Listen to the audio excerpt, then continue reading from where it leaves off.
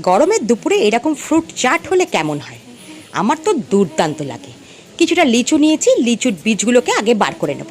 এর সাথে লাগবে একটা পাকা আম। আমি হিমসাগর আমি নিয়েছি, একদম পাকা গলে যাওয়া নয়, বেশ ছোট ছোট টুকরো করা যাবে সেই রকম আম নিয়েছি। আর হিমসাগর আম তো সকলেরই পছন্দের, আমার তো ভীষণ পছন্দের। এরকম একটা হিমসাগর আমকে একটু বড় বড় টুকরো করে নিয়েছি। আমি এইখানে এই দুটো ফলেরই ব্যবহার করছি, আপনারা চাইলে অন্যান্য ফলও ব্যবহার করতে পারেন, কিন্তু গরমের দিনে যেহেতু আম লিচু সব থেকে ফেভারিট, তাই আম লিচুই নিয়েছি।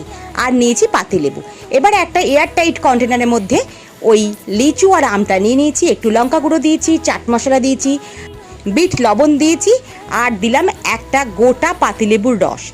এবার ঢাকনাটা দিয়ে ভালো করে নাড়িয়ে নিতে হবে, যাতে ফলের মধ্যে মশলাগুলো ভালো করে মেখে যায়। আর কিছু নয়, ওপর থেকে একটু চিলি ফ্লেক্স ছড়িয়েছি, সেটা জাস্ট দেখতে ভালো লাগার জন্য। এরপরে তন্দুরি করে যে কাঠিগুলো, সেই কাঠিগুলোর মধ্যে এই ফ্রুটসগুলো, একটা লিচু একটা আম, এইভাবে গেঁথে নিয়েছি। আমার ফ্রুট স্টিক কিন্তু একেবারে তৈরি। সারা দিনের মধ্যে এই ফ্রুটস চাট যদি আপনি করে ফ্রিজে রেখে দেন, বাইরে থেকে কেউ এলে বা নিজের যখন গরমে খুব কষ্ট হবে, খেতে পারেন, দারুণ লাগবে।